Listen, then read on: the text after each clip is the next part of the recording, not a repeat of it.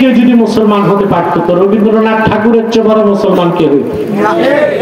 সে কি মুসলিম ছিল না অমুসলিম? নাম রাখলে মুসলমান হওয়া যায়? টুপি লাগাইলে?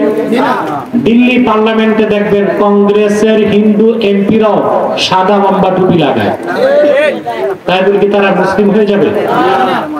নাম রাখলে মুসলমান হওয়া যায়? এক শয়তান বোতলে পেশাব করে উপরে নাম লেখছে শরবত, ওটা কি শরবত হবে? ভিতরে কি কাদিয়ানীরা কাফের, আব্দুল আউয়াল, আব্দুল সামাদ, মুবাশশির আলী, কবির চৌধুরী, শাহরিয়ার কবির আর নিঝুম মজুমদার, এসব নাম রাখার দ্বারা তারা মুসলমান হতে পারে না। আমার ভাইরা, আমার বন্ধুরা, আমার আল্লাহ ও নূর নবীজি আমার মুহাম্মদ সাল্লাল্লাহু আলাইহি সাল্লামের ইসলাম ও কোরআনের হাজার হাজার হাজার বছর পরে বর্তমান ভারতের কুখ্যাত পাঞ্জাবের কুখ্যাত গুরুদাসপুরের কুখ্যাত কাদিয়ানে ইংরেজ আমলে এক শয়তান নিজকে নবী দাবি করছে। চিল্লায় বলেন নাউজুবিল্লাহ। ওই শয়তানটার নাম রেখেছিল তার বাপ মির্জা গোলাম আহমদ কাদিয়ানী।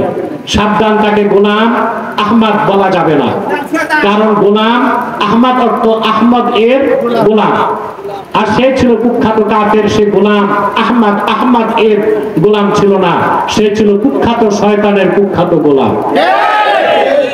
কাদিয়ানের কাযযাব, মিথ্যা নবুয়তের দাবিদার, ইংরেজদের পা চাটা গোলাম মির্জা গোলাম শয়তান কাদিয়ানীর উপর গজব এসেছে 1908 সালে। যখন গজব এসেছে, কাদিয়ানের কাযযাব, মিথ্যা নবুয়তের দাবিদার, ইংরেজদের পা চাটা গোলাম মির্জা গোলাম শয়তান কাদিয়ানী 1908 সালে ধ্বংস হয়ে কুখ্যাত জাহান্নামের কুখ্যাত কুকুরে পরিণত হয়েছে। তার অনুসারীরাও ধ্বংস হয়েছে। বর্তমানে কিছু কাদিয়ানী বাংলাদেশে আছে। বলেন নাউজুবিল্লাহ। সারা বাংলাদেশে তারা 100 আস্তানা করে ফেলছে। কত? 100। তাদের উপাসনালয়কে বলে মসজিদ। বলেন নাউজুবিল্লাহ। হিন্দুদের উপাসনালয় মন্দির, এটা মসজিদ হতে পারে না। খ্রিস্টানদের উপাসনালয় গির্জা, এটা মসজিদ হতে পারে না। কাদিয়ানীদের উপাসনালয় ওই রকম শয়তানি আস্তানা, সেটা কোনোদিন মসজিদ হতে পারে না। 100 সেন্টার তারা করে ফেলছে। নাম পরিবর্তন করে করে মিথ্যা পরিচয় দেয়। কখনো নিজেদের পরিচয় দেয় আহমদি জামাত, কখনো বলে আহমদিয়া জামাত, কখনো বলে আহমদি সম্প্রদায়, কখনো বলে আহমদিয়া সম্প্রদায়, কখনো বলে আহমদি মুসলিম জামাত, কখনো বলে আহমদিয়া মুসলিম জামাত। সাবধান, যত কাদিয়ানী ছিল আছে থাকবে, তারা কেউ আহমদি জামাত নয়, আহমদিয়া জামাত নয়, আহমদি সম্প্রদায় নয়, আহমদিয়া সম্প্রদায় নয়, আহমদি মুসলিম জামাত নয়, আহমদিয়া মুসলিম জামাত নয়, তারা শয়তানি জামাত, কুখ্যাত জাহান্নামের কুখ্যাত কুকুরের দল। আমাদের সকল দলের একটাই দাবি, দেশ স্বাধীনের আগ থেকেই দেশের মুসলমান 50 বছরেরও বেশি সময় ধরে দাবি করে আসছে, সকল দল মতের মুসলমানের দাবি, অনতিবিলম্বে স্বাধীন বাংলায় শয়তান কাদিয়ানীদেরকে রাষ্ট্রীয়ভাবে অমুসলিম ঘোষণা করতেই হবে, করতেই হবে, করতেই হবে। এই দাবি আদায়ে যদি তাহরিকে খাতমে নবুয়ত বাংলাদেশের ব্যানারে জান ও মাল দেবার ডাক আসে, কারা কারা প্রস্তুত আছেন হাত তুলে দেখেন।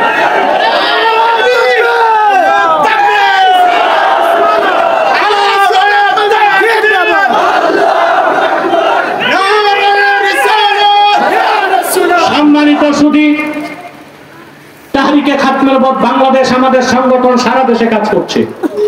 আপনাদের হবিগঞ্জ আমি দিয়েছি, শাখা দিয়েছি আলহামদুলিল্লাহ। মাওলানা আব্দুল সুবহান জিহাদি তাকে সভাপতির দায়িত্ব দেওয়া হয়েছে। এখানে সম্পাদক আরো অনেকে আছে। আমাদের সংগঠনে কাজ করা আপনাদের ইমানি দায়িত্ব। আপনি জয়পুরের মুরিদ হন, সমস্যা নাই। আপনি আওয়ামী লীগ করেন না বিএনপি করেন, এগুলো আমাদের দেখার দরকার নাই। আপনি মুসলমান হলেই আমাদের সংগঠনে কাজ করতে পারবেন। আছেন তো ইনশাআল্লাহ? আরেকটা কথা বলি, কাদিয়ানীদেরকে অর্থনৈতিক সহযোগিতা করবেন না। করেন আপনারা? জি করেন। প্রাণ কোম্পানির যত জিনিস তাদের, সেজান কোম্পানির জুস তাদের, আর এফএল এর পণ্যগুলো তাদের, প্রথম আলো, ডেইলি স্টার, কালের কণ্ঠ এগুলো তাদের। এগুলো ধরবেন না, কিনবেন না, বেচবেন না, নৈতিক দায়িত্ব হিসেবে মনে থাকবে তো ইনশাল্লাহ।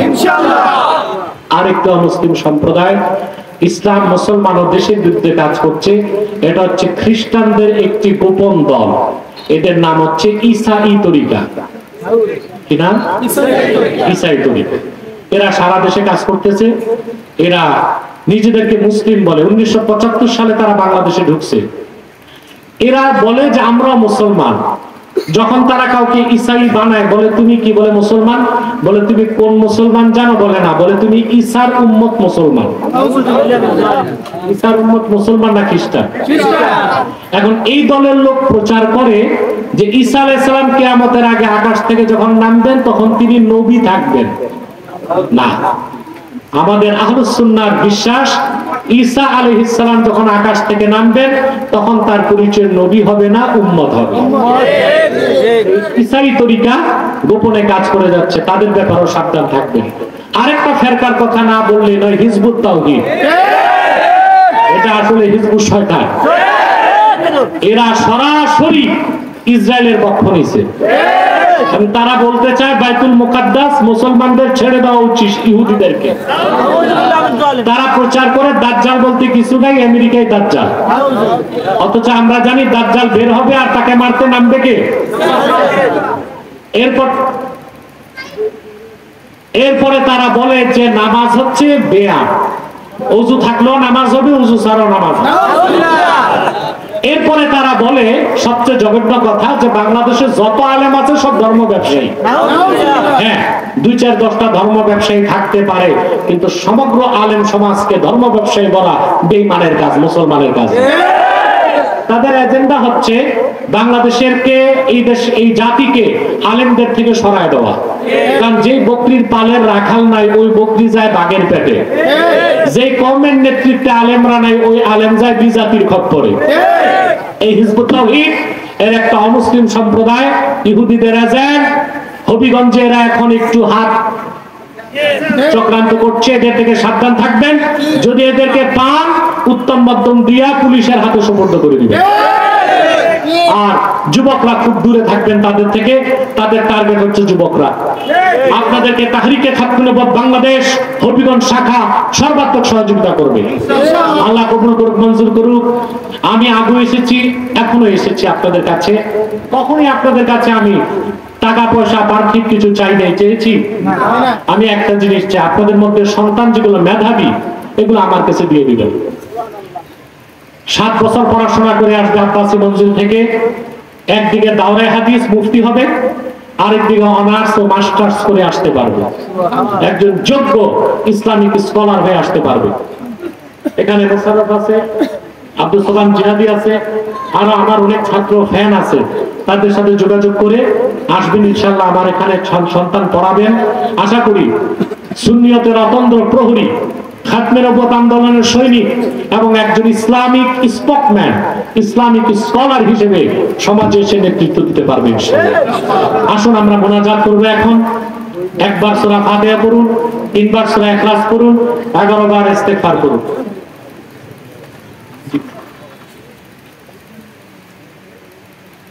ফাঁকা আছে।